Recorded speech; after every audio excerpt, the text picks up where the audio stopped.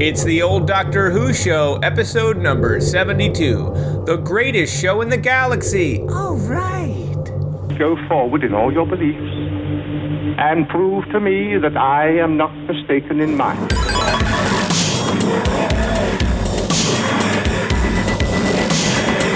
You couldn't control my mind before, and you certainly can't control it now.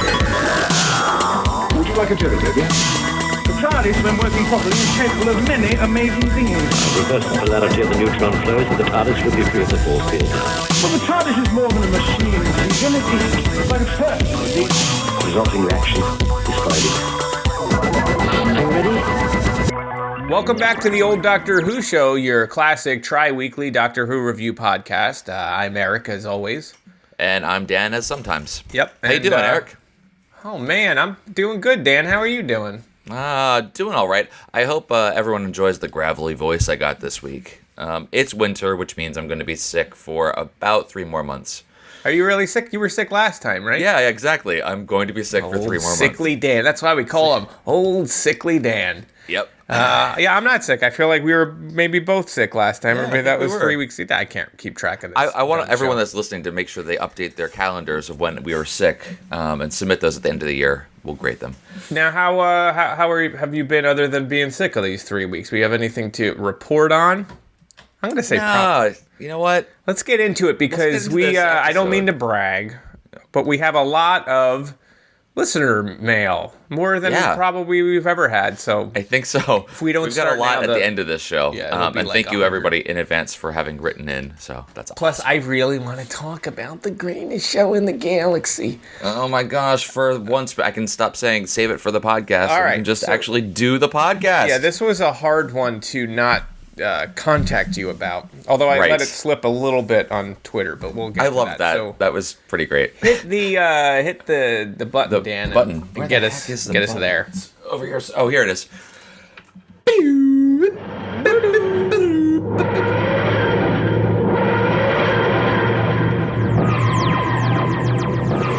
Yes, it's festival time at the Psychic Circus, the greatest show in the galaxy. So why not come along and have the time of your life with the non-stop action of its glittering circus ring? There's big prizes too. No, don't believe it. Junk mail. We used to get mounted of stuff through the letterbox, and now you're being bombarded with it inside the TARDIS. Yes, junk mail is everywhere. Or whether you want to compete, there's a great time for you on the planet Seganax. The planet has easy access via our special poly-portable landing base. Nice. I thought you'd been interested in the circus.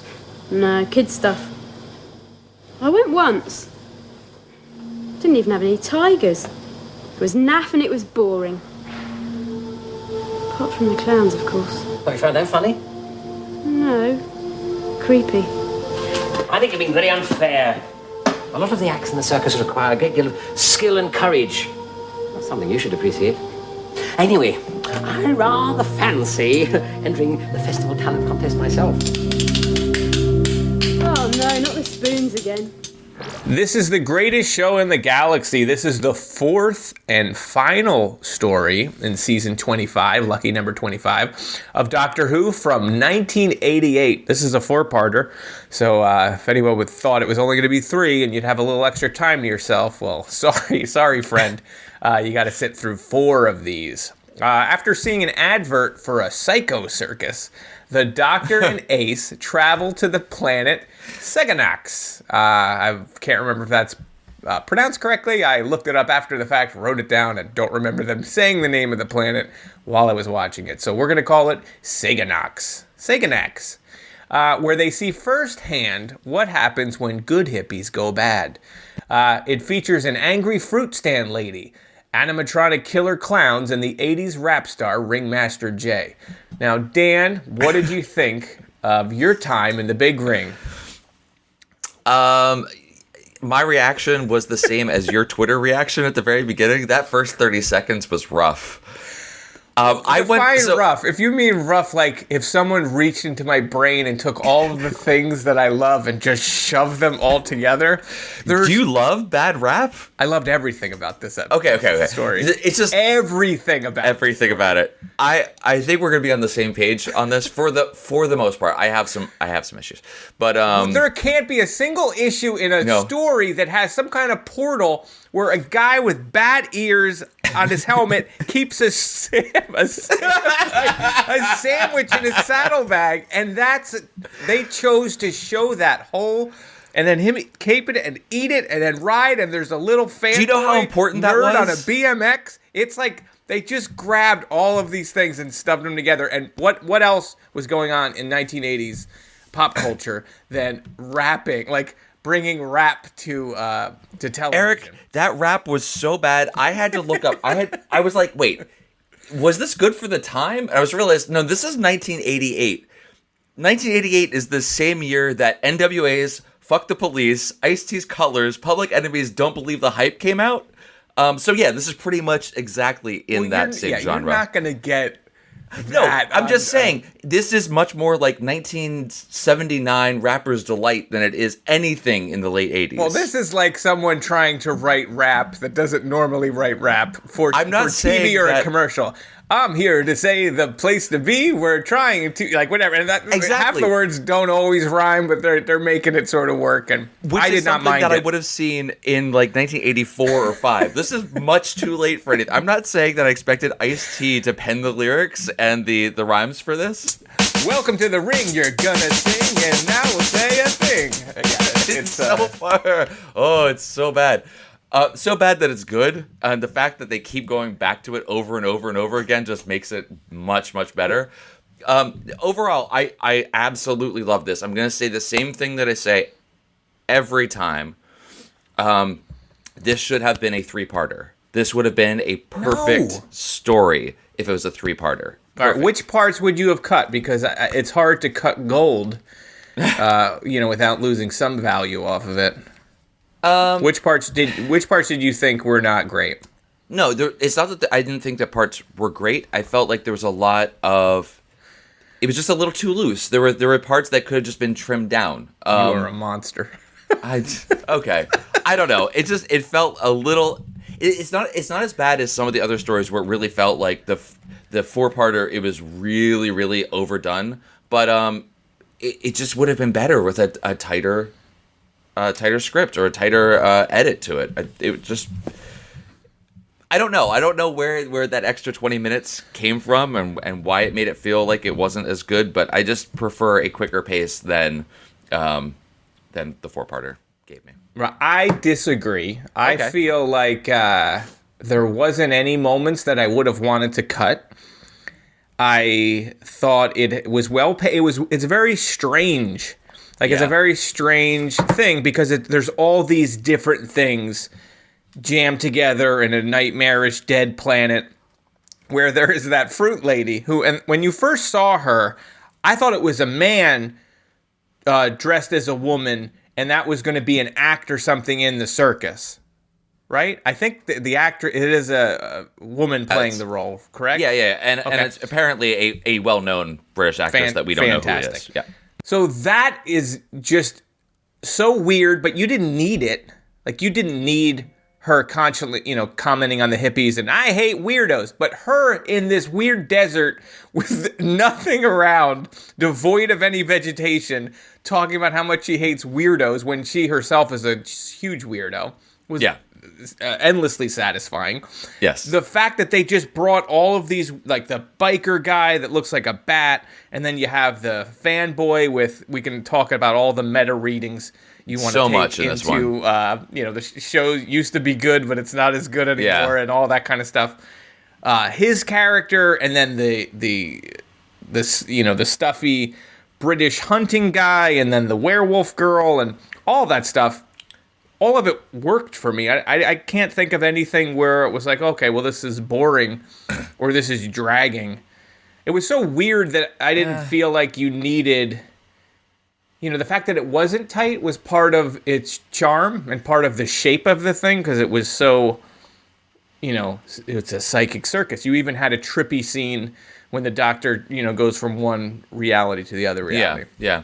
I don't know. Maybe it was just too many things that seemed tailored to me and my sensibilities, including like when they first go in the circus, and it's a very weird scene. Like the clown's just like inviting people in without. This is very early on. He's inviting people in without tickets, and it's the hunting character who I can't remember his name, the Colonel Mustard looking fellow. Captain Cook. Yeah. And the punk rock 80s werewolf Mags chick. Yep.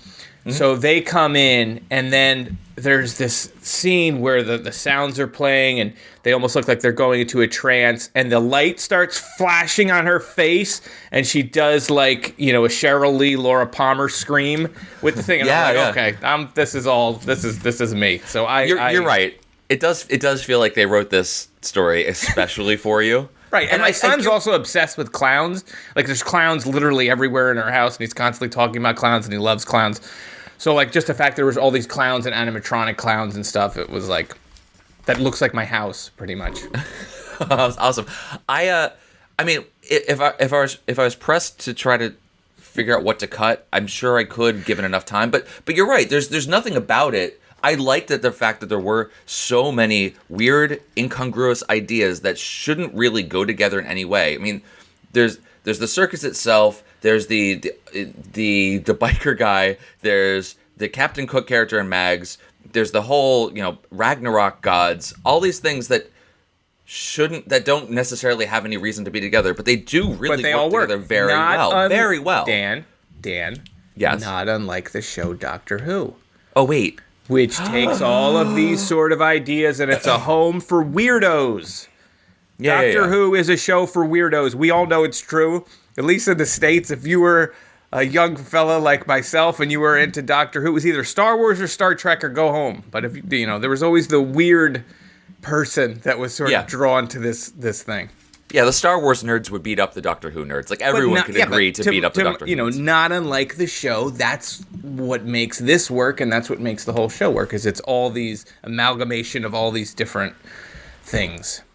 I mean, I guess we should come back to it later, but the amount of meta references to the show itself in the story, they've done this a fair number of times, especially towards the end of this run. They seem to really know that the axe is coming down on them. This one seemed like there was a lot going on. A lot of those readings. Right, and you have the stand-in for the audience that wants to be entertained or you're canceled type was thing. it the audience or was it the BBC? Because they're the gods, Ragnarok. I think it was, to me, it was the BBC. It was the production house that was saying, like, you need to get us the numbers. But could be the audience. Absolutely, sure. It could be both. Yeah. But, it's just sort of like the watching of the audience, and the audience is dwindling. There's only like 3 people in the seats where at one time it was full. So all of that kind of, I saw the connection to the audience, but it makes sense what you're saying too, that it is the studio heads and stuff. No, totally. I mean, you have the, I didn't realize the character was credited as WizKid, but the super fan that comes in. Yes. Yeah, and he's like, everything I know this, about everything. Exactly. I have all the memorabilia and saying, I've wanted to see this for my entire life. This is the best moment. I know it's not as good as it used to be, but it's really good stuff. I mean, it even comes down to like the parallel between Captain Cook and Mags, and the Doctor and his companions. Because there are times when the Doctor in various incarnations is just talking about all these esoteric things that have happened that you never see. That Captain Cook is endlessly talking about, well, this reminds me of a time that I blah, blah, blah, blah. Right. And the Doctor's done that a lot. And Mags is this kind of like barely holding it together, semi-unwilling companion. The parallels between those were kind of maybe interesting. I don't know how direct those are. It's not quite as obvious as the other stuff that was happening. But so I like that about it as well.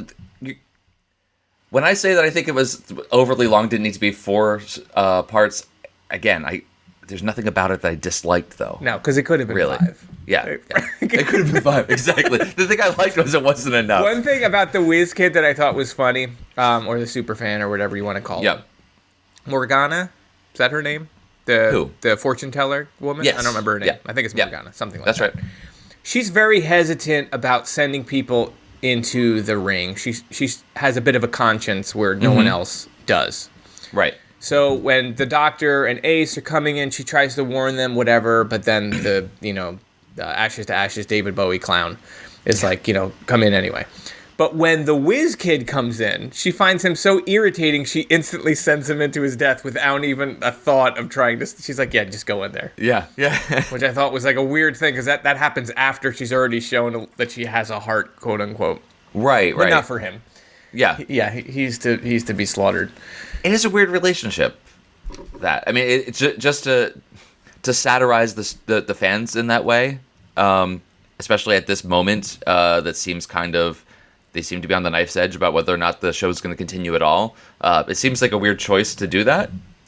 I respect it, and I think it was interesting. It just seems weird to satirize the people that are literally keeping you going. But yeah, sure. and sticking with that, also the fact that it was started and by these hippies with pure intentions, and they wanted to do all these great things, and then how they had gotten corrupted over time. Right. And lost sight of what the original idea was into this other thing. Yeah. And you can read that into the show, certainly, but that's absolutely true of lots of things. And it's true of the 60 generation, man, of what Totally became true. of the freaking, what is the baby boomers or whatever with the peace and love. And then when you go into the 80s and they pretty much wreck the planet. And we're living in the aftermath of that. So that's our show. Thanks, guys, for good night, listening. everybody. So we're deadbeat, man. Yeah. Yeah. So we're let's all start. Let's start at the beginning then, because I feel like we're jumping sort through. of jumping all over the place.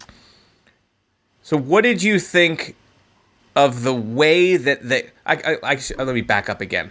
Yeah. How many Doctor Who stories feature this scene? Two people running away from something. Yeah. They're being pursued by something, and then they're caught. I feel like there's so many stories that have that same scene of the guy that builds the robots, Bellboy, is his name Bellboy, yeah. Bellboy, and the woman who Flower Flower Child. Child or something. Yeah. They're running in the rocks and the kites with eyes on them. Sure.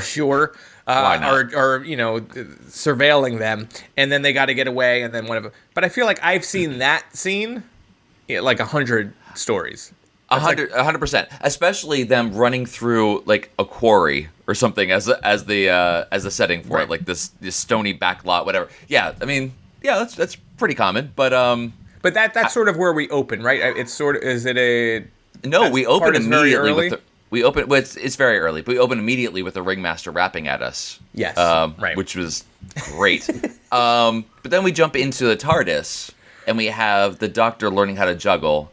And Ace is looking for her rucksack. Yeah, Did the Doctor purposefully hide her rucksack? I wasn't sure what exchange was going on there, but I was very happy to see her wearing Tom Baker's scarf. Yes, when she popped out. But yeah, that thing, did he purpose? Because he's sort of devilishly look like it's a very strange thing. It was very strange. I mean, it is nice that they got rid of the Nitro 9 for the episode for the story.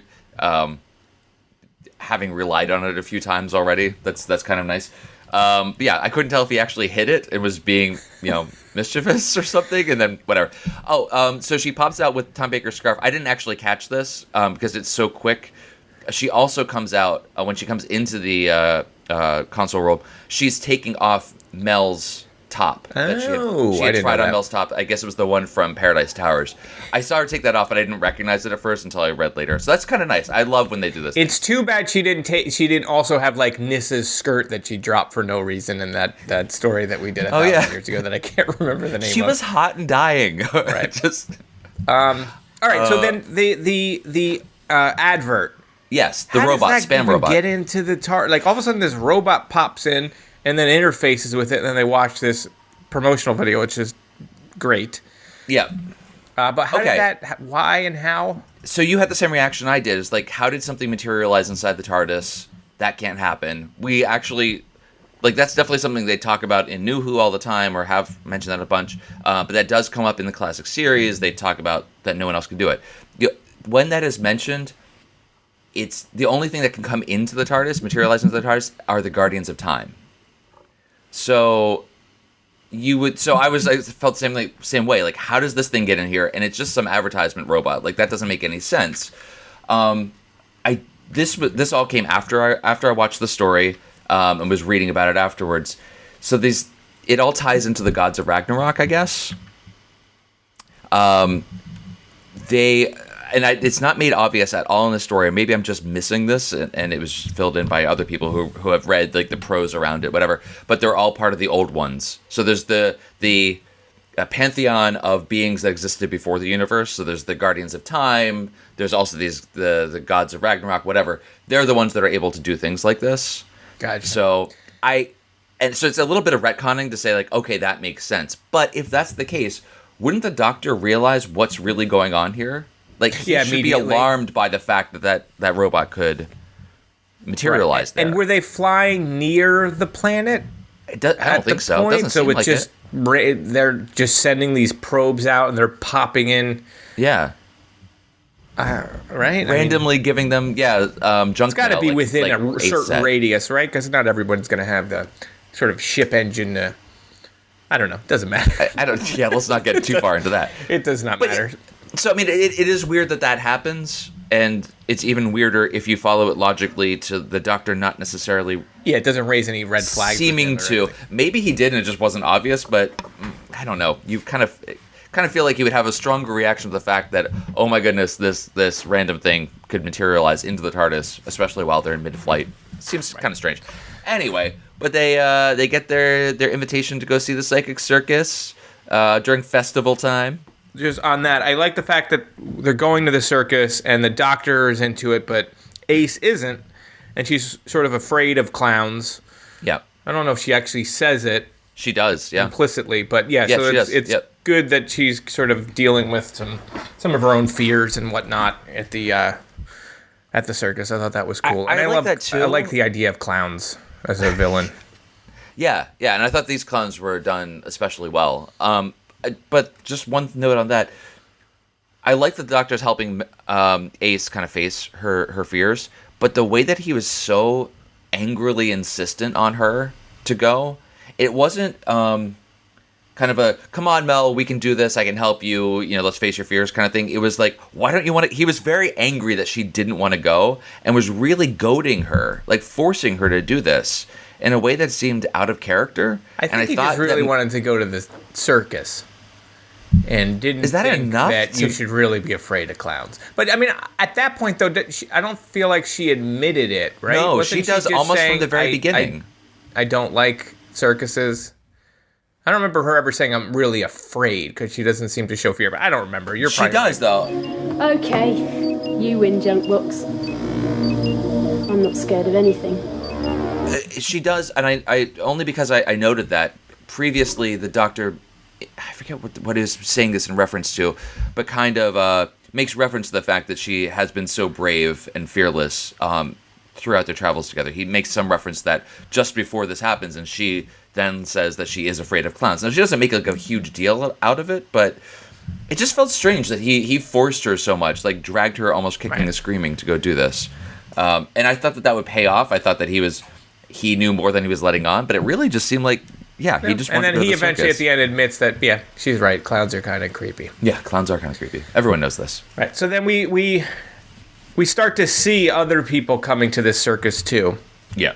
So we see Nord. We see the biking strongman.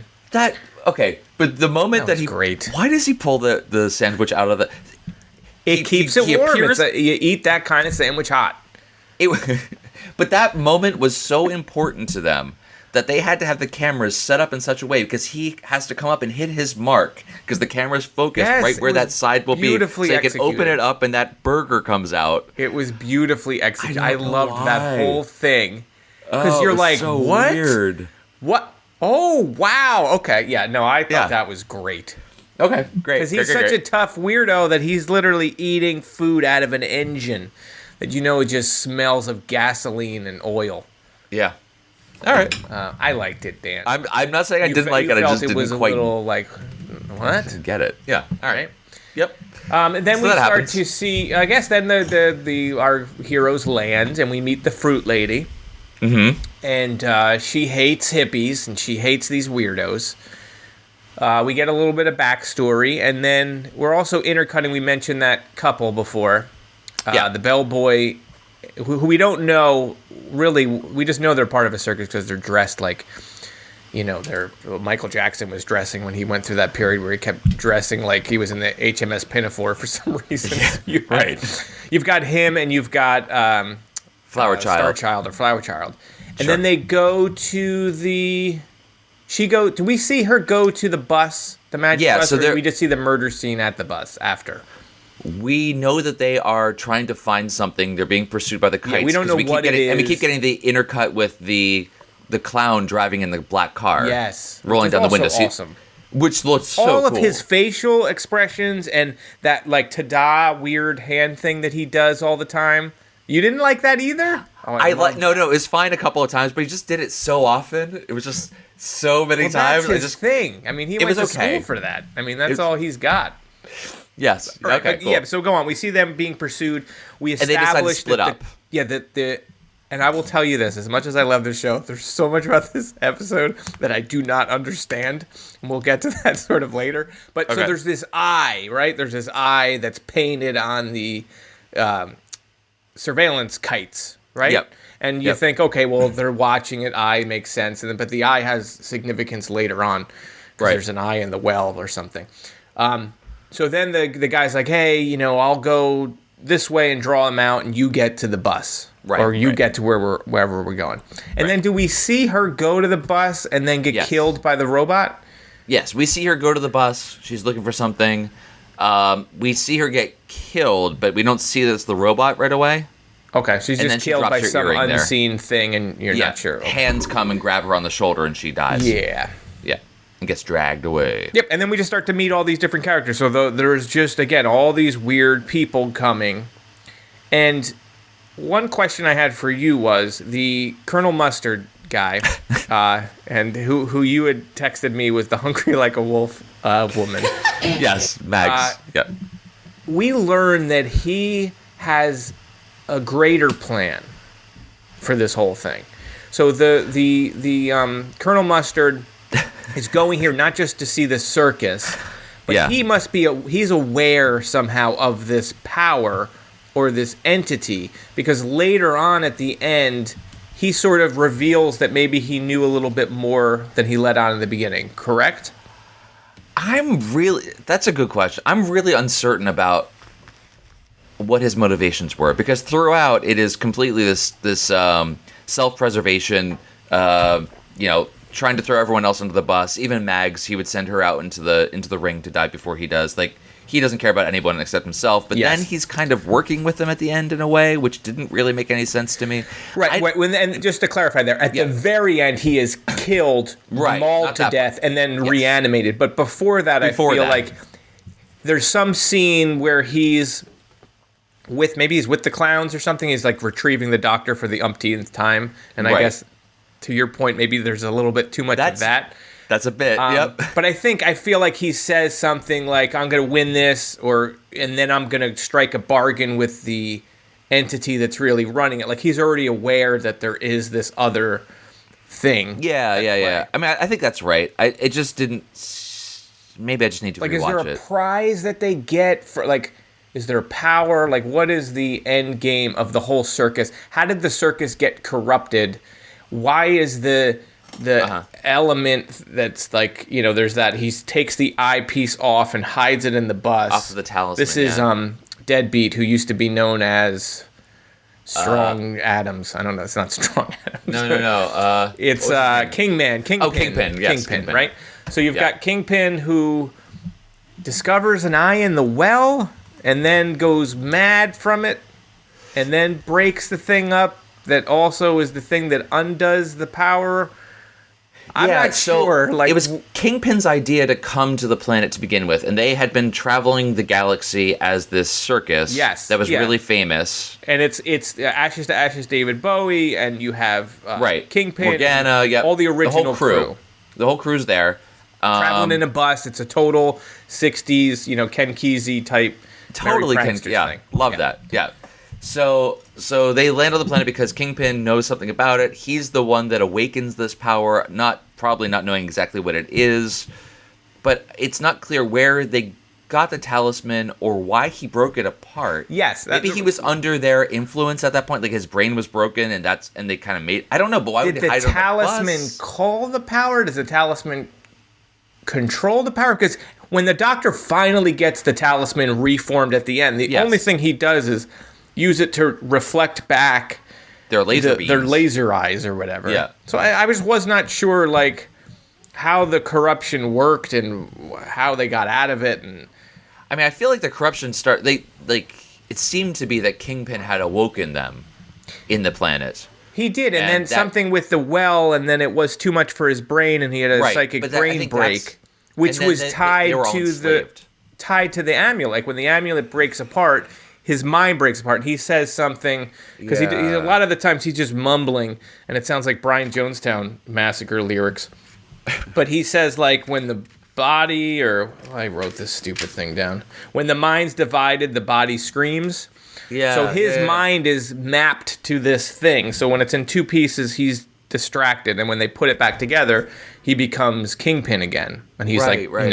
lucid and everything. But like what? Why? Yeah, why? What and why and like How?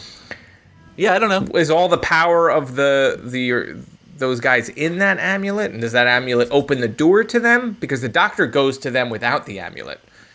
Right. So did Kingpin like have this talisman amulet thing, and that led him to go to that planet, and that's why he wanted to go? We and then needed used the it? Brady Bunch. Like it's almost like the Tiki thing. Yeah, I'm not gonna follow tarantulas that and path whatnot. anymore. Yeah, there's tarantulas. And is Vincent Price in that one, or is he only in the Grand Canyon one? He's in every Nobody knows. episode. He's You just have to probably look in for it. him. Yeah. Yeah. Okay. Yeah, so that's a great that's the part I question. don't quite know. understand. And like the eyes Do not are know. everywhere, and the eye of the thing, which is the watcher, the viewer, or the BBC, or whatever you want to read into Sure. it, is the three audience members who are in the thing. Their Mother, father, and the little the girl. mother, father, and little girl, but they're also talking to them through the crystal ball. Right. It seems to As be that well. the eye is able to see wherever, they are able to see wherever the eyes are, and they also kind of feed that into the crystal ball that Morgana's using. Right, and the eyes are on the kites too. On the kites, they're able to see all over the place. Right. This is very strange. Sure. Yeah. I mean, it's probably best not to try to poke that too much and figure it out. No, but it's all still fine. works. Everything's fine. Everything's great. Okay, so where were we? We We met. We haven't talked about really Colonel Mustard's companion, although you sort of touched a little bit on the Yeah. idea of companions. But her whole moon wolf thing. Did you like her? Because she really becomes the Doctor's companion in this, because Ace is her own.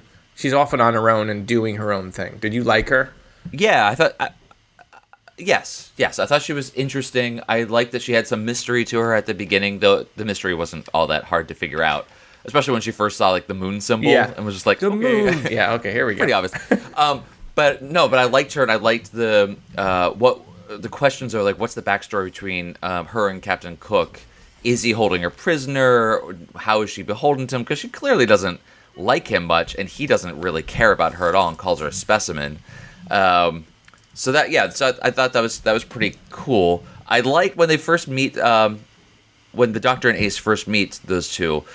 That robot comes to life and triggers, and it grabs onto Mags, and the Captain Cook is just sitting there drinking tea, completely non-fazed by it, just like, I'm out of the way, I'm fine, I'm safe.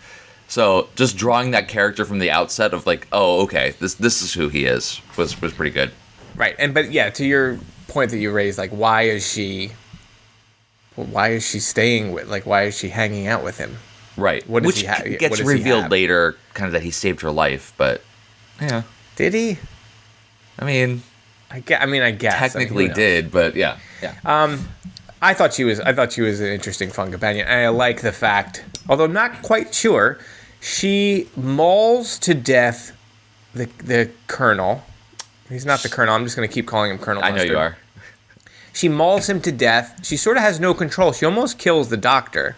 She has and then control, at the though. end, they're like, we're going to start Deadbeat, or Kingpin now, but give him he's going to hit the meth again and become Deadbeat. You don't know what's going to happen. It's going to start the circus again. Yeah. And she's going to be with him.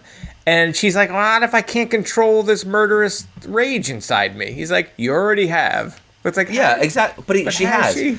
Yeah, no. So when they turn on this moon spotlight on her that causes her to transform. Yes. Question mark? Okay, Yes. fine. Anything that's shaped like a moon will cause her to turn to a werewolf. That seems going to be a problem. She has to be controlling herself because she does the transformation. She's growling and snarling, and she lunges at the doctor but never actually grabs him. She doesn't. And so it's it's a little. It's either really bad choreography that is completely unrealistic and will just take you out of it, or you have to say she's controlling herself. These are her impulses, and she's trying to keep herself from actually hurting him, and then finally lets herself snap and go after Captain Morgan's.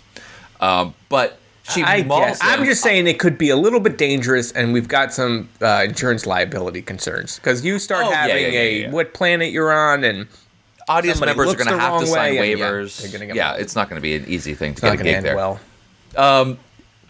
So that's the only read I could do of that to make any sense, other than just really bad fight choreography, which I'm not gonna go with that. Although I did like that scene of the doctor, being threatened by Mags, and the way that he's like climbing up on the ladder and swinging a rope across the other Yes. side, and like the acrobatics that he has to do throughout is kind of fun as well. Speaking of acrobatics or things that he does, what did you think Yeah. of his whole magic? He does at least two Yeah. magic He routines, does right? He does a few. He does the At the end, it's cutting a very rope. long, drawn out one, but I rather liked it. Audience I did as well. or the No. the They judges of were Ragnarok. not happy. No, I liked. He does the pulling the egg out of the mouth. His sleight of hand really could have used a little more work, or the camera angle could have been better because the way you could see that he was holding the egg in his hand as he pulls it out of his mouth. Like whatever, it's not the best, but he does the whole cutting the rope thing, and yeah, it was fine. It was fine. I like that he's done this in the past though. Those little flourishes of prestidigitation where he would on one of the previous stories, he pulls a card out of thin air and things like that. Like I like that that's part of his persona, and that they widen that out in this story is kind of nice. It was cool. I liked all the little theatrics and the werewolf lady that turned into She-Bop. But there was some darkness, right? Like you have Bellboy who kills himself by a robot, Yeah. right? That was a weird, sad scene. Yeah, so you were saying that Mags kind of serves as the companion for the Doctor because Ace is off doing her own thing. She's spending most of her time with Bellboy, and I thought that was Yeah, there was like that a was pretty good. relationship developing, I thought. Or like, Yeah. I was like, oh, maybe we'll see him again. But nope, he's just gonna he just suicide kills himself by robot. Yeah, I thought it was pretty nice. It got a little, and this is because of the incidental music, I think. But when Ace and Bellboy are trapped in Bellboy's workshop, and he's kind of giving her his story of what's happened and everything with Flower Child and all this, the music in the background is really soap opera-y, and it did feel a little bit like a soap.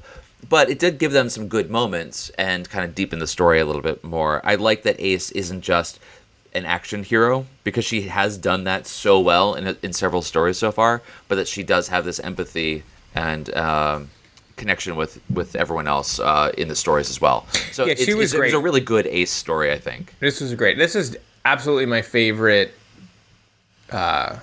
Sylvester McCoy story that we've done. This think might so, be one too. of my favorite Doctor Who stories, to be honest with you.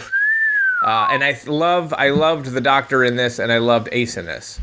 Like they have a great dynamic. I think the two of them together. Oh, I could again. really This well. is one of my favorite companion pairings, companion Doctor pairings of the entire show. So I still have an issue. Like I said, I'm not going to Okay, beat here we go. this horse much more, but just the way that the Doctor was so insistent on Ace wanting to go to the circus. That's the only thing that felt. something it happened felt- to you as a child where your parents made you go to the circus. You're like, I don't want to go to the circus, but they made me go to the circus. Maybe They were so because- mad they bought tickets. Going to the But it was the circus, only thing Dan. that was out of tone of the rest of the story. I mean, he even had an interesting tonal shift too. When they go into the circus for the first time and they're sitting in the dark and they don't know if the rest of the audience is there, and we see that the family is sitting there. Yes, I like that which part. was kind of awesome. I want to come back to the family. That's a 'cause it was really weird cool. scene. Like, let's definitely come back to that. Okay, that yeah. whole thing and why they chose to do it that way. Well, anyway, finish. your Yeah, point. I really like that. But so this is all to say, they come in and then the show starts again. The ringleader comes in and the spotlight goes on the doctor, and he's selected to be the next contestant. He's so giddy about it. Yeah, Like he's super happy. actually, and I couldn't tell. Again, it's the thing that I'm reading too much or expecting too much. Is he actually really this excited about it, or is it an act because he knows something else that's going on and it's like a double bluff that he's? No, I think he was actually super giddy to be selected for this. It was just that moment with the doctor and his on the exact opposite end, his berating of Ace to get her to go to the circus felt like weird extremes that were out of character for the doctor.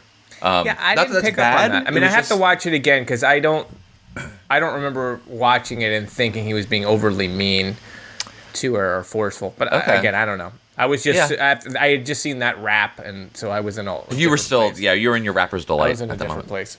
I like when they do take the doctor to the back, and they put him in the room, and it sort of looks like a room, and then we reveal it's a cage. Yeah. You're a prisoner, Yep. Which is, if you want to keep reading into this, which is getting maybe a little bit annoying, Sylvester McCoy is chosen to be the doctor, and then, oh no, you're trapped in the confines of the show. Yeah. You can't be who you want to be. Yeah. But I like how they give up on hiding it. Like, for Yes. everyone else that comes. It's like the kid goes like, whatever, it's a cage. We did Yeah, the yeah, whole thing where we make it, it's a cage. You're in a cage. Do you want to come back to the family in the audience? Yeah, right. So then it's strange. I found it strange when the doctor and Ace came in. There's a very long scene of them trying to find their seats in the dark. Yeah. And I'm just Yeah. wondering why that was there. Just to I kind of reveal like that. that. no one's in the audience? Or to Right, reveal right. that this family's in the audience? Because we had already seen, by that point, Colonel Mustard and Hungry Like the Wolf come in. Right? Did we actually see them? No. Yeah, they came in first. I feel But we like don't they see arrived the- at the circus before the doctor. And Yes, then yes, that's true, Yeah, 'cause but I he's don't already think in we the actually. cage. Let's talk over each other. 1, 2, 3. Son of a bitch. I don't think that we see the audience before then, though. We don't, Because but it's not dark. Like, it's not pitch black, right? I feel like it was a strange scene just because they're trying to find their seats and it's super dark. Like, I don't know. I was like, what was? No, I agree. Why It was- why was that choice made? Yeah. Well, I liked I think it worked because you hear when they're out in the concession area, the ticket area, you hear something going on in the big top. You hear an audience cheering and crowds and everything, and then they go in and it's silent and black. So I think it worked. It was very strange. I agree, but I don't think Yeah, we'd seen. it was cool. And then there's a lot of mystery, and then all of a sudden you reveal It's just these that three. there's only another family there, and like all of the shots of that family were great. Like all of the dialogue, and then the sort of give me your where they're eating popcorn. I can't remember anything that they say Yeah. at this point to draw from, but I liked all of it. Can you remember anything that they said? Yeah. So the little girl's she wants an ice cream. You've already had one. Eat your popcorn. The mother has chips crisps that she Yeah. gives to the father, and actually also then gives to the doctor. But I don't think she was actually offering them to the doctor. I think she was offering them back to the father, and then the doctor took the crisp. Doesn't matter. And Anyway, they're just so bored, and it's just like a So boring bored. existence, and hoping that the TV is gonna or Yeah, the circus is gonna bring some joy to their life, their yeah. joyless lives. Just the way the dialogue and the blank faces, like I thought it worked so well, and it's not something you haven't ever seen before. I just think it was executed really well. And then there's the reveal later that they are these gods Ragnarok. So, what'd you think of that? So the doctor goes in, he knows what's going on. He goes in, he goes through the big top, and then actually goes into their real space Yeah, time. and why does that happen that time? Yeah, It just happens, right? it seems like it. Does he have the talisman at that time though? Maybe that's why. He doesn't have the talisman. He doesn't at that. No. Oh no, he doesn't. You're right. He doesn't because it they're gets going sent to the him. bus to get it.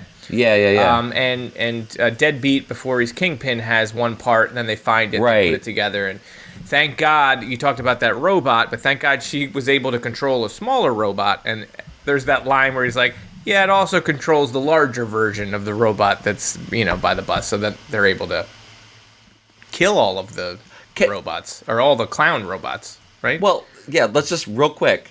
Ace is a stone cold murderer now, because she kills the other clowns, which are all robots, but then she kills the clown. Yeah, she kills the David no Bowie remorse. clown. Yeah, no remorse at all. She just completely lays her item to death. There's a and good just body walks count away. in this, because they also kill the Rap Master guy, and they kill the fortune teller. They sort of get thrown in a box, and you don't see what happens to them. But there's a lot of people that are just executed. A lot of characters that are killed. WizKid dies. Yeah. Yeah, WizKid dies. A lot of that death happens off screen too, so we don't know in what manner. You just see some flashing lights and Right. And But then there's like nothing left but his glasses, or like charred clothing and yeah. Sounds fun. Okay, so I don't know why the Doctor is able to go to they call it the Dark Circus. Yeah, which is a cool name for that. Yeah. I like that. My but favorite. he goes there. It's my favorite Wasp album. What so what did you think of just that reveal? That's what was going on? I thought it was cool. I liked it because they built up to it.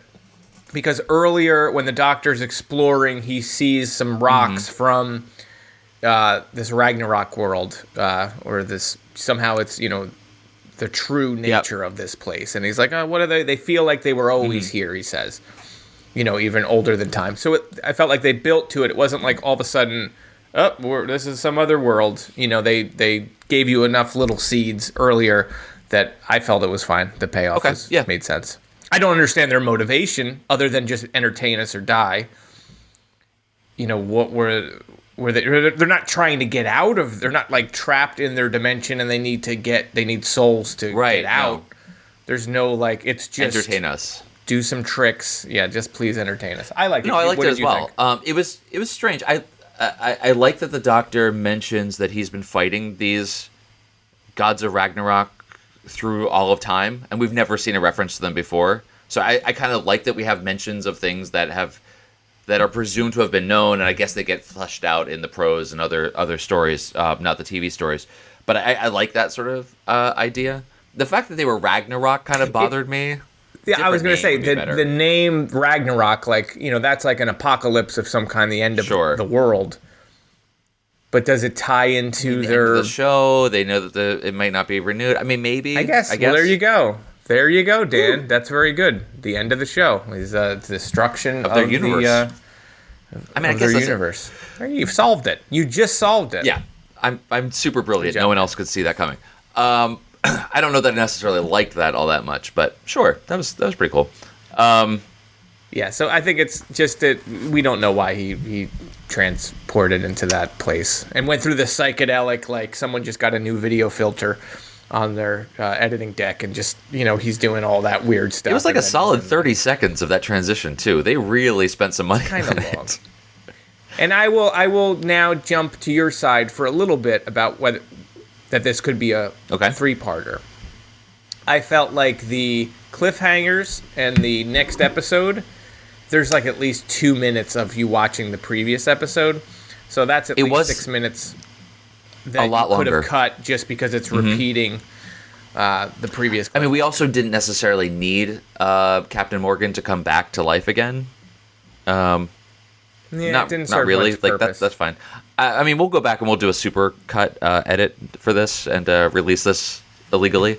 No, it's fine. I mean, like you said, there was a lot of interesting ideas. I don't think it really could have been cut down, but there's just a couple things like that. I'm not sure. The other thing was just so strange. So he does those magic tricks. The one that I forgot about is he has a piece of metal that he throws in the air and it turns into a sword. But then he doesn't do anything with it. Like he's threatening with them with a sword, and it literally is meaningless because he doesn't He's telling a story, and then you're right. I Nothing. don't remember Because then they throw the talisman into the well, happens and with then the it sword. lands there, and he picks it up with the sword, and like that's literally all it was. It could have just been in his umbrella, and it would have been fine. And it does. They make it rain, and he uses. It could have been one of those grabbers. He could have had a space grabber or some kind. Just reached into it. Yeah, and so then he gets the talisman, and then this is the thing that stops them by deflecting their laser right back at them, eyes. and that destroyed them, I guess. And then it destroys the world, and then he literally just waltzes out, and he's left the circus, and It's all everything's collapsing, fine. and it blows up, and And they go home. And everybody's happy, but a lot of people so are dead. whoever's left over There's a is lot of people dead. Like the rapping ringmaster is dead. The palm reader's dead. Bellboy has killed himself. Like they mentioned someone named Juniper Berry that I wrote down. We never see what there happens. must have been other with her. people. Yeah, so he's starting a circus of 2. Probably not the most exciting circus. What'd you do in your previous circus? Oh, everybody got murdered at the end. But come see us this time. At least the fruit stand lady. And what's his? Hold on. What is Kingpin's thing that he does? Huh? What is He's his probably job? The producer. He's the one that goes. He's the the location idea scout. guy. Yeah. He's the booker. He's no Wolverine. The Greatest Show. Gotcha. Gotcha. Hugh Gotcha. I'm Jackman. sorry. Come on, going all the way. It's a weird Blank way stare. to get there, Oh, but man. I took it. Okay, great. Yep. I think we got it all. Anything else we need to cover? Yeah, we covered it all. Yeah, so I loved it. as well. You loved it. Thought it was a little too long. I thought Yeah. you were a monster. We covered that. What did the audience think? What did our audience think? Well, actually, 2 questions. 2 questions, Dan. What does the general audience think? Because I have no idea if people like this or hate it. And 2, we got a ton of feedback on this, so I'm curious what our listeners thought. Like, is this generally regarded as a well-liked? I would think it would be, but I've been wrong before about what people like. That's a great question that I don't actually know the All right, answer well, to. I'll look it up while you read. Yeah, you read. I should have told you earlier. You read Okay. the feedback Sounds while good. I look it up. How's that? So, like you mentioned, we got a bunch of feedback. We got a bunch of emails, so thank you for those, and some responses on Twitter. Let me go with the Twitter ones first. I was just letting you guys know that we're about to record today, which we're doing right now. So let's see. WJ Bird on Twitter says, explosions, circus tricks, rapping, loved it. The location work was incredible, and the cast terrific, especially Ian Reddington as the creepy chief clown. Yeah, I mean, I really did actually like the clown. We didn't really talk about him all that much, except for his use of the hand gesture. But it was a really cool character. The makeup was fantastic. I thought he was very good. Yes, all the costumes and the makeup and the art direction on this whole thing were great. Even the background animatronic clowns, like some of their faces and I love the use of like kind of the parachute kind of material for all the corridors throughout, which was apparently all out of necessity that this came about. But I thought that it really worked very well. Nitro9 on Twitter says, one of the best, very distinctive characters and great performances. When the Doctor walks out of the tent and it explodes behind him, the blast was much bigger than anticipated, but McCoy hardly blinks. Also great soundtrack. Mark Ayers is my favorite Who composer. So I didn't know this backstory. You know, we do all of our reading about the story after the fact and try to guard ourselves against spoilers. So going into this, I didn't realize that there was apparently an asbestos scare at the BBC studios, so they had to figure out a story they could do that wouldn't have to be shot in their studios. So this was entirely shot, for the most part, outside in a parking lot. So that's all the tenting and everything that was done. I like that some constraint like that led them to an outcome that seemed to work beautifully. So So just having to deal with those externalities, ending up resulting in a really effective production design, I just think is a testament to how good the staff was to be able to pull that off. It looked amazing.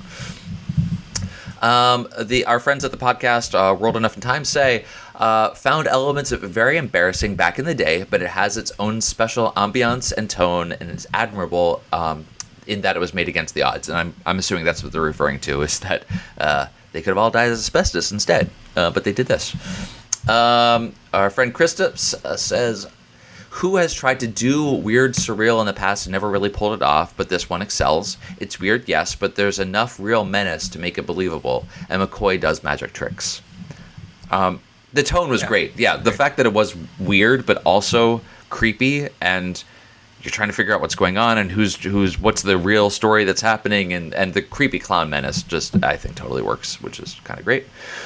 And lastly, the hero of three faces on Twitter says, I think it was the greatest show in the galaxy that gave my wife nightmares while I watched it after she went to bed and was asleep. So apparently the psychic circus can penetrate your dreams and give you nightmares. So be cautious. Speaking of the psychic circus, I would love to have those posters. Yeah. Oh my God. There's like several scenes where they're looking, you see all the psychic circus posters. I don't know if anyone's ever sold them, but man, I would love to. Yeah, they were really nice. And it was just incidental. It was just background props, but they looked fantastic. Yeah, they were really cool. The attention to detail. Yeah, I don't know if you think they were like public domain old posters they just literally changed the title on, or did they make them for... If I were them, I would have done the former, but who knows? I mean, they're like I said, the attention to detail was really great in this story, so I wouldn't be surprised. Great, so shall we go on to our emails? Yeah, but I would just say while you were doing that, I was trying to find out what people at the thought time. of this. And I can't really get a good read. There's like an AV Club article that maybe is a negative article, or maybe they just didn't like the rapping like you didn't like the rapping. So I don't know. Doesn't matter. Does not matter. Yeah. All right. So we don't know. I'm going to say people probably liked it, because how could you not like it? I'm just trying to see. There was the Doctor Who magazine fan ranking. You could see if you can find that one and look it up there. That's the only real ranking that we'd ever get out of this. Doesn't matter. It's all fine. Okay, so we got a ton of emails from there since our 3 weeks ago. We did. We got 8 emails. I'm going to skim through some of them because there's just a lot. And thank you so much for responding.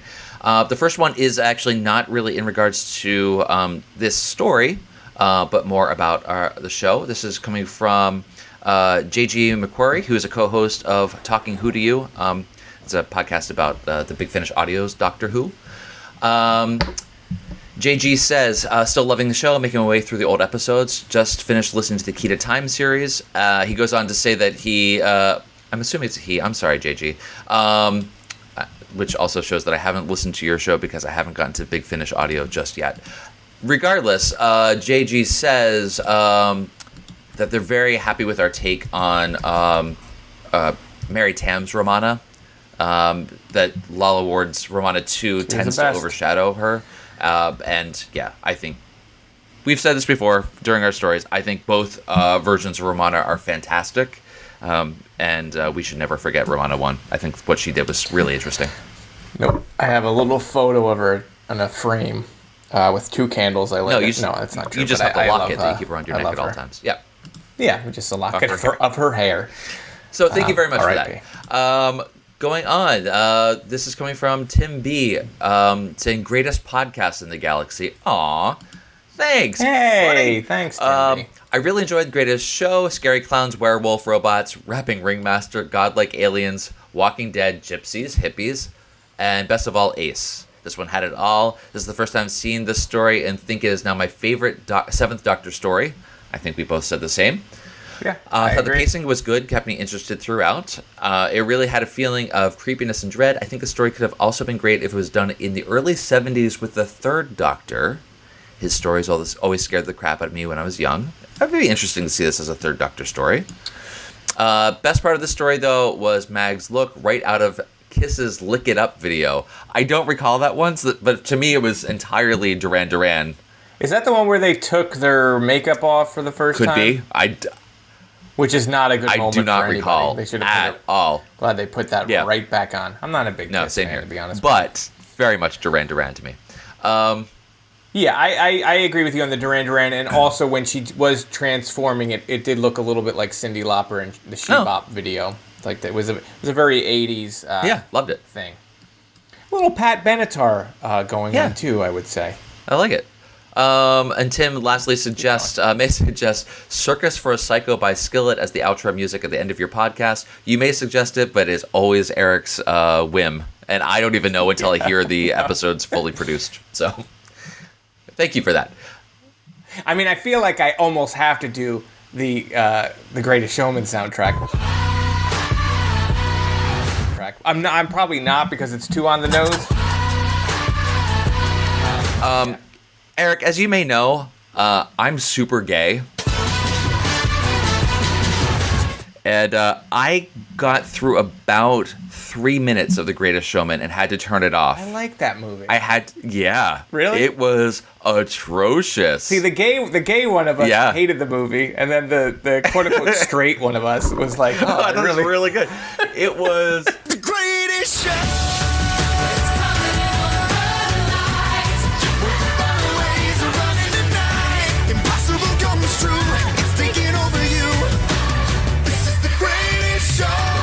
The whole thing opens with like a 5 or 6 minute single song musical thing. I couldn't get through the entire song.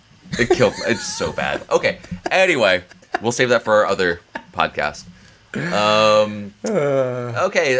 Next email comes from the Homos of Harmony and Haven.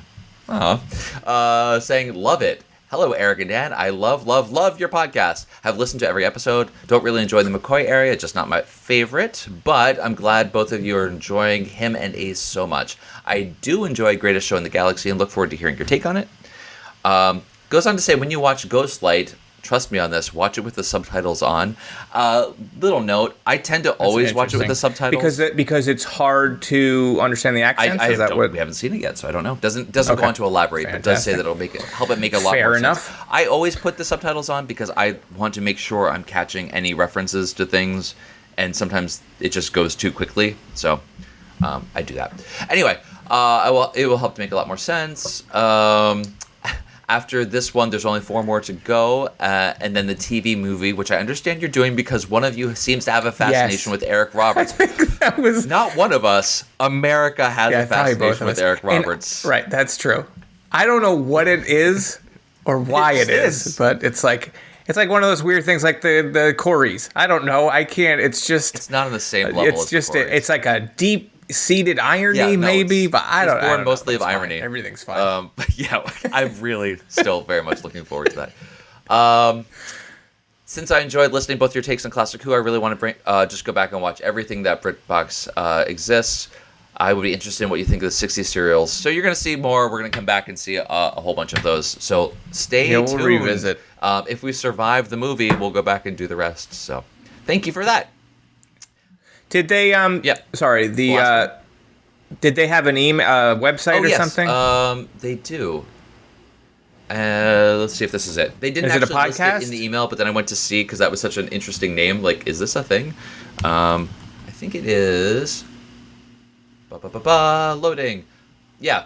The Homos of HarmonyHaven.com.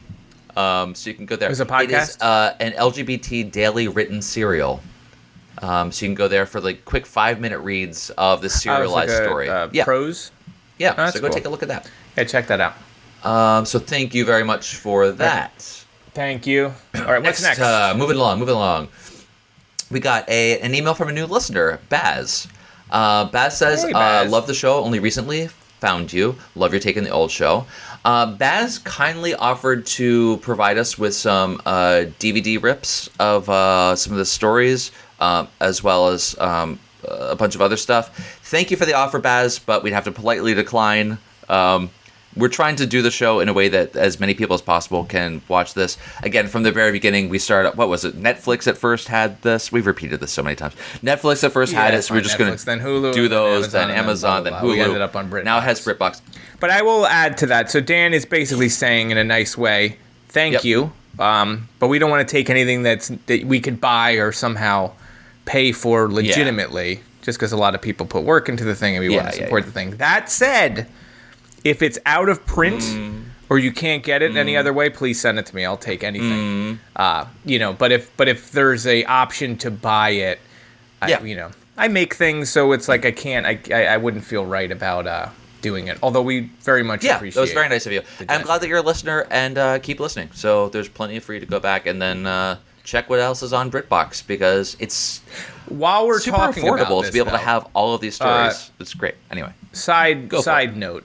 I'm into cults, like documentaries about cults. He's in a cult. Are you familiar with the Unarius cult in California? It's like a UFO cult. Anyway, they made all these sci-fi movies that they put on public access. Oh, that thing. That were called... No, do you know what I'm talking about?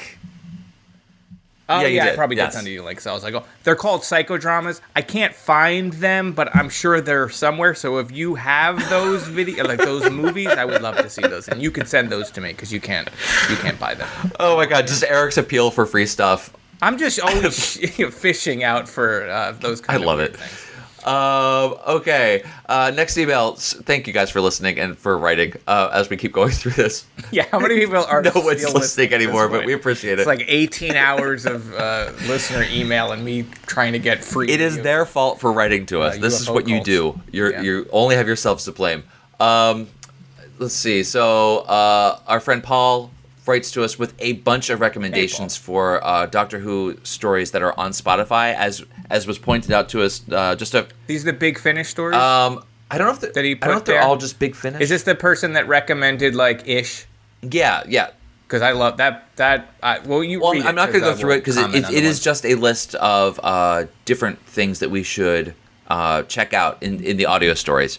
And we will. So and thank you for those. I will That's just awesome. add to that or co-sign that. He mentioned Ish, which is awesome, which I've heard, which I'd recommend to you. I don't know if you've heard it. It's a Colin Baker Big Finish story. And I think he also put the Davros on there, which is amazing, and the Master one, right? Is that on there too? That's also very good. All of the Colin Baker Big Finish ones that I've heard, I've really liked. And I've liked a lot more than I've liked the Colin Baker Doctor Who stories. Yeah. So, if you're into that sort of thing, check it out. The fact that they're all there. Apple Music, like I said to Paul when I wrote back, next time I have a long trip, I'm just going to download as much of these as possible and just make the time fly. Yeah, check out Ish first, just because I think you'll dig it. It's very awesome. Strange. Cool. So thank you for those. We're coming up towards the end here, I promise, guys. Our friend Tom writes to us about specifically this story, Greatest Show in the Galaxy. Says, thank you for the spoiler warning at the top of your email there, Tom. Just a few thoughts about this story.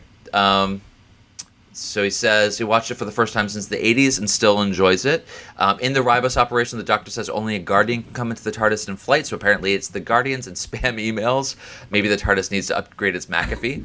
So again, I think it's something to do with the old ones, but that's not at all made explicit in this story. So I think we beat that horse to death. The Doctor seems really mad at Ace for not wanting to go to the circus, which was kind of weird. Thank you for co-signing on my take on that, because that felt super strange. The Lords of Ragnarok with glowing green eyes and elongated masks remind me of Sutekh from the Pyramids of Mars. Okay, cool. Yes. I thought the clown was creepy. Not sure if he's a good actor or if clowns are just creepy. It is both, I think. A good actor who is making a very creepy freaking clown. Thought the stone gladiator ring looked good, but was ready to release the lines the Doctor did any more bad magic. I thought the magic was fine. I like that. You know what? I had that in my notes too. Like, I like the magic. Because he would do something and then they would shoot laser eyes at him. I was like, I would actually enjoy watching a show like this at a little dinner theater somewhere. And apparently they had to actually bring a professional magician in to train McCoy to do some of these tricks. He knew how to do some of these things, but then he learned a whole bunch. I thought it was pretty good. And then Tom says, all in all, he thinks he prefers Thor Ragnarok to this one instead. Hey. He prefers Yes. Thor Ragnarok? Thor Ragnarok's one of the So best freaking movies good. ever. Great movie, all around. That's a great movie. So we can all agree on that. Paul Waring writes to us, greatest show in the galaxy. Once again, the Doctor forces Ace to face her fears, which is something that becomes a theme of their relationship in the television series and in the later novels. Forces is the part, though. That's the part I'm not. Anyway, the chief clown in particular is creepy, especially his hand gestures and the way he smiles when sending someone to the death in the ring. He's the one that was just like, he was kind of into this whole thing. Everyone else had their qualms about, like, this, we have to do this. They're going to kill us. We have no choice. And the creepy clown was just like, yeah. He bought right into it. Let's kill them all. He bought right into it. The plot. He was easily corrupted. The plot in itself. The plot itself is unusual for Doctor Who in that the real villain is not revealed until the end, whereas usually this comes at the end of the episode 1. I do like the idea of aliens who crave continual entertainment, though. The only downside to the story is that there's a bit too much repetition, particularly the cycles of capture, escape, recapture. I think you kind of mentioned that, Eric, too. Tighter editing could have pruned it down to 3 episodes. I agree, with no loss of action, especially as most of the first episode feels like filler. I disagree. Well, an engaging story for the penultimate season of classic Doctor Who. I felt like there was so much tone and story set up in the first episode. You got the fruit lady, you got the crazy biker guy, like we mentioned. I wouldn't lose a moment of that, but still feel like the whole thing could have been trimmed. Okay. Last one. Thank you for hanging in there, guys. The subject line is the old Doctor Who show, The Greatest Show.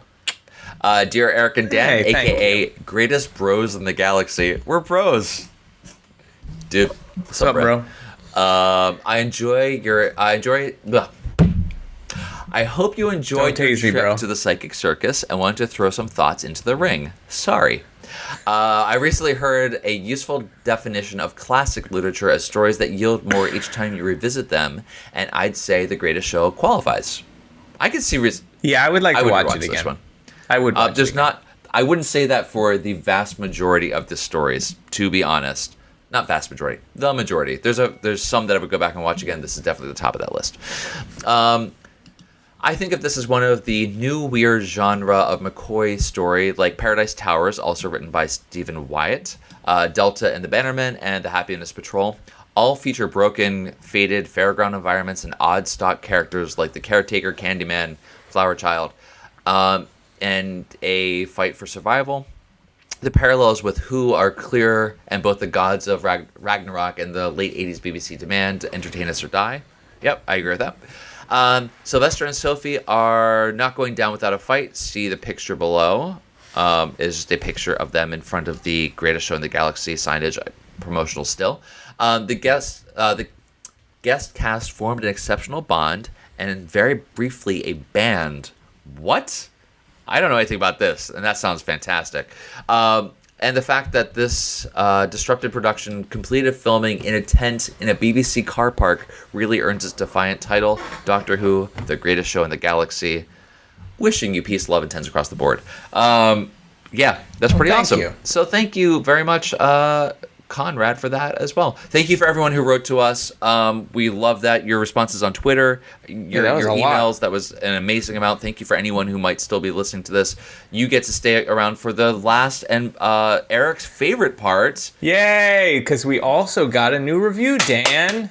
Yeah, we got a 5-star review from Field753.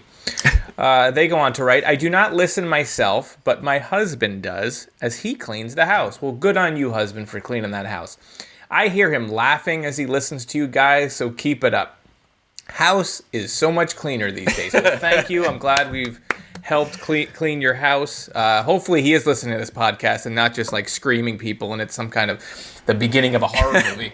But yeah, that is very cool. Thank you, Field753. I mean, that is actually how I listen to podcasts a lot of the time as well, so I'm glad to be there for someone else to laugh at. Yeah, and thank you to your husband for listening. So, yeah, if you guys want to get in touch with us, you can send... I like that at the beginning of that 5-star podcast, though, because it opens with, listen, I don't listen to this garbage myself. But my husband, he's all right. He's a weirdo, and we're legally bound He does. together. He's cleaning. He's breathing in a lot of the fumes. If you guys want to get in touch with us, thank send you, us though. an email. Please feel free to do it at theolddoctorwhoshow@gmail.com. You can also visit us at our website, theolddoctorwhoshow.com. You can leave comments on any one of our episode pages. On those pages, you'll find GIFs that I've made from each of these stories. We'll post those on our Instagram account as well. That's at TODW Show. You can find us on Twitter also at TODW Show, or on Facebook at facebook.com/TODWS. TODWS. So thank you for all of those. Also, if you want to send Eric free stuff, everyone.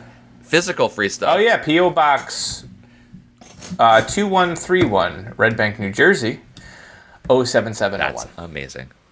Yeah, that's our real That's P.O. amazing. Box. We've got- For real still. So thank you very much. Anything else we got here, Eric? Or are we out of No, here? I think that's it. I want to thank you for your time. We're terrific. Oh, goodbye, everybody. All right. See you. Welcome back, my friends, to the show that never ends. We're so glad you could attend. Come inside, come inside. There behind the glass stands a real blade of grass. Be careful as you pass. Move along, move along. Come inside, the show's about to start. Guaranteed to blow your head apart. Rest assured, you'll get your money's worth. Greatest show, it happened alright. You gotta see the show. It's a dynamo. You gotta see the show. It's rock and roll. Oh, right before your eyes, we will laughter from the skies. And he laughs until he cries, and he dies, and he dies. Come inside, the show's about to start. Guaranteed to blow your head apart. You gotta see the show. It's a dynamo. You gotta see the show. It's rock and roll.